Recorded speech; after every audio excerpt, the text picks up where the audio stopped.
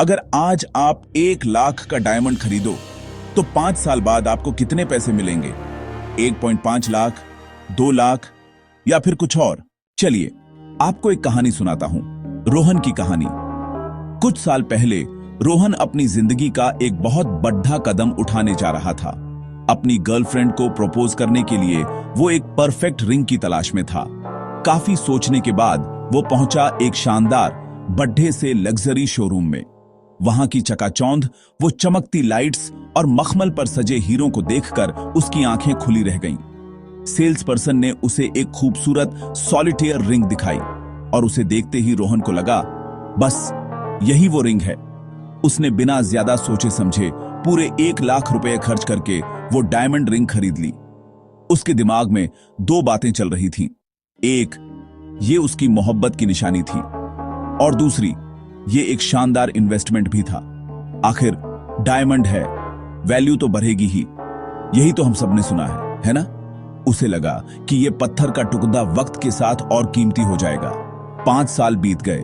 अब रोहन को अपने नए घर के डाउन पेमेंट के लिए कुछ पैसों की जरूरत पड़ रही। उसे अपनी उस इन्वेस्टमेंट की याद आई। वो पूरे कॉन्फिडेंस के साथ उस रिंग को बेचने के लिए एक ज्वेलर के पास गया। उसे उम्मीद थी कि आज उसे कम से कम 1.4 लाख या शायद 1.5 लाख रुपए तो मिल ही जाएंगे। लेकिन जब ज्वेलर ने उस रिंग की कीमत बताई तो जो हुआ, उसने रोहन के पैरों तले जमीन खिसका दी। उसे शॉक लग गया। ज्वेलर ने रिंग देखी, सर्टिफिकेट चेक किया और जो प्राइस बताई वो उसकी एक्सपेक्टेशन से बहुत कम थी। पर ऐसा क्यों हुआ? तो अब सबसे बड़ा सवाल, गोल्ड और डायमंड में से बेहतर इन्वेस्टमेंट क्या है? इसका जवाब सीधा नहीं है, क्योंकि डायमंड और गोल्ड 2 बिल्कुल अलग चीजें हैं। इन्हें एक ही तराजू में तौलना सेब और संतरे की तुलना करने जैसा है। गोल्ड एक कमोडिटी है, एक रॉ मटेरियल जिसकी कीमत पूरी दुनिया में लगभग एक जैसी होती है। गोल्ड का मार्केट रेट, जिसे स्पॉट प्राइस कहते हैं, हर दिन तय होता है। ये 24 कैरेट शुद्ध सोने का दाम होता है। जब आप ज्वेलरी खरीदते हैं तो इस रेट के ऊपर मेकिंग चार्जेस और जीएसटी लगता है। लेकिन इसकी एक स्टैंडर्डाइज्ड वैल्यू है जो इसे बहुत लिक्विड बनाती है, यानी इसे खरीदना और बेचना आसान है। लेकिन डायमंड की कहानी बिल्कुल अलग है। इसकी कोई एक स्टैंडर्ड मार्केट कीमत नहीं होती। हर हीरा अपने आप में यूनिक है और उसकी वैल्यू कई फैक्टर्स पर डिपेंड करती है, जिन्हें 4 C's कहा जाता है। पहला है कट। ये सिर्फ डायमंड की शेप नहीं, बल्कि उसकी ब्रिलियंस और स्पार्कल तय करता है। एक एक्सीलेंट कट वाला हीरा ज्यादा चमकता है। दूसरा है कलर। डायमंड जितना कलरलेस होगा उतना ही रेयर और कीमती माना जाएगा। तीसरा है क्लैरिटी, यानी डायमंड के अंदर नेचुरल इम्परफेक्शंस कितने कम हैं, जितना साफ उतना महंगा। और चौथा है कैरेट, जो डायमंड का वजन होता है। इन 4 C's के कॉम्बिनेशन से हर डायमंड की एक यूनिक कीमत बनती है। और यही नहीं, इसका रीसेल मार्केट भी हर जगह सेम नहीं होता। एक ज्वेलर आपको जो कीमत देगा वो दूसरे से बहुत अलग हो सकती है। इसलिए डायमंड की रीसेल वैल्यू गोल्ड की तरह प्रेडिक्टेबल नहीं होती।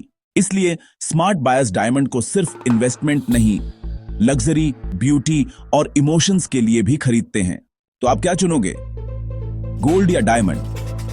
कमेंट करो गोल्ड या डायमंड और फॉलो करो और भी लग्जरी और डायमंड सीक्रेट्स के लिए। क्या आपको लगता है डायमंड एक सॉलिड इन्वेस्टमेंट है, गोल्ड से भी बेहतर? आप अकेले नहीं हैं। लाखों लोग सोचते हैं कि एक चमकता हुआ हीरा उनके फ्यूचर को सिक्योर कर सकता है। लेकिन क्या यह सच है या ये एक महंगा मिथ है? आज हम इस चमक के पीछे का सच जानेंगे और जो आपको पता चलेगा वो आपको हैरान कर देगा। चलिए एक कहानी से शुरू करते हैं। कुछ साल पहले एक पर्सन ने एक बड़े लग्जरी शोरूम से 1 लाख की डायमंड रिंग खरीदी। शोरूम की लाइट्स, वो वेलवेट बॉक्सेस और सेल्स पर्सन की बातों ने उसे कन्विंस कर दिया था कि यह सिर्फ एक गहना नहीं, एक इन्वेस्टमेंट है। उसको लगा था डायमंड है, वैल्यू तो बढ़ेगी ही, ये मेरी फैमिली के लिए एक एसेट बनेगा। उसने सोचा कि 5-10 साल में इसकी कीमत डबल हो जाएगी। ये एक कॉमन सपना है ना? लेकिन जब वो उस रिंग को बेचने गया तो जो हुआ उसने उससे शॉक कर दिया। उसने सोचा था कि उसे कम से कम 1.5 लाख तो मिलेंगे ही। आफ्टर ऑल, इन्फ्लेशन और डायमंड की एवर ग्रोइंग डिमांड।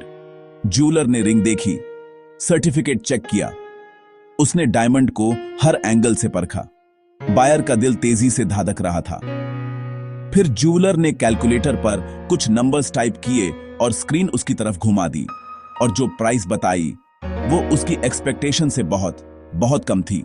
1 लाख की रिंग के लिए उससे सिर्फ 55,000 से 60,000 ऑफर हो रहे थे। उसका मुंह खुला का खुला रह गया। प्रॉफिट तो डॉर, यहां तो ओरिजिनल अमाउंट का भी 40% लॉस हो रहा था। पर ऐसा क्यों हुआ? इसके पीछे का रीजन सिंपल है, लेकिन ज्यादातर लोग इससे अनजान हैं। क्योंकि डायमंड और गोल्ड सेम नहीं होते। गोल्ड एक कमोडिटी है, उसका मार्केट रेट डेली फिक्स होता है और वो ग्लोबली लगभग सेम रहता है। आप 24 कैरेट गोल्ड कहीं भी बेचें, आपको उस दिन के रेट के आसपास पैसा मिल जाएगा। लेकिन डायमंड की वैल्यू इतनी स्ट्रेट फॉरवर्ड नहीं है। ये डिपेंड करती है 4 C's पर: cut, colour, clarity, carat. Cut diamond की चमक डिसाइड करता है। कलर यानी वो कितना कलरलेस है। क्लैरिटी यानी उसमें कितने नेचुरल इंपरफेक्शंस हैं। और कैरेट यानी उसका वेट। इन 4 फैक्टर्स का कॉम्बिनेशन हर डायमंड को यूनिक बनाता है। 2 8 कैरेट के डायमंड्स की कीमत में जमीन आसमान का फर्क हो सकता है, उनके कट, कलर और क्लैरिटी के बेस पर। और बात यहीं खत्म नहीं होती। डायमंड मार्केट में कोई स्टैंडर्ड स्पॉट प्राइस नहीं होता। हर ज्वेलर का अपना प्राइसिंग स्ट्रक्चर, प्रॉफिट मार्जिन और बायबैक पॉलिसी होती है। जब आप एक शोरूम से डायमंड खरीदते हैं तो आप सिर्फ डायमंड की कीमत नहीं, बल्कि उस ब्रांड का नाम, शोरूम का रेंट, स्टाफ की सैलरी और मार्केटिंग का खर्चा भी दे रहे होते हैं। ये सब मिलाकर प्राइस को 30% से 100% तक बढ़ा सकता है। लेकिन जब आप उसे बेचने जाते हैं तो सामने वाला ज्वेलर सिर्फ उस डायमंड की इंट्रिंसिक होलसेल वैल्यू देखता है, आपके ओरिजिनल परचेस प्राइस को नहीं। और रीसेल मार्केट भी हर जगह सेम नहीं होता। फिर एक और बड़ा फैक्टर आता है, लैब ग्रोन डायमंड्स। टेक्नोलॉजी ने ऐसे डायमंड्स बना दिए हैं जो केमिकल और फिजिकल प्रॉपर्टीज में नेचुरल डायमंड्स जैसे ही हैं, लेकिन कीमत में बहुत कम। इसने नेचुरल डायमंड के रीसेल मार्केट को और भी कॉम्प्लेक्स बना दिया है। तो क्या इसका मतलब है कि डायमंड खरीदना एक घाटे का सौदा है? बिल्कुल नहीं। इसलिए स्मार्ट बायर्स डायमंड को सिर्फ इन्वेस्टमेंट नहीं, बल्कि एक अलग नजर से देखते हैं। वो इससे एक लग्जरी प्रोडक्ट, एक पीस ऑफ आर्ट और एक इमोशनल परचेस मानते हैं। इसकी वैल्यू सिर्फ पैसों में नहीं, बल्कि उसकी ब्यूटी, उससे जुड़ी यादों और उस स्पेशल फीलिंग में होती है जो यूज पहनकर आती है। एक diamond generation to generation pass होने वाला एक प्राइसलेस हेयरलूम बन सकता है। उसकी इमोशनल वैल्यू वक्त के साथ बढ़ती है, भले ही फाइनेंशियल वैल्यू उतनी ना बढ़े। तो आखिर में सवाल यह है, आप क्या चूज करोगे?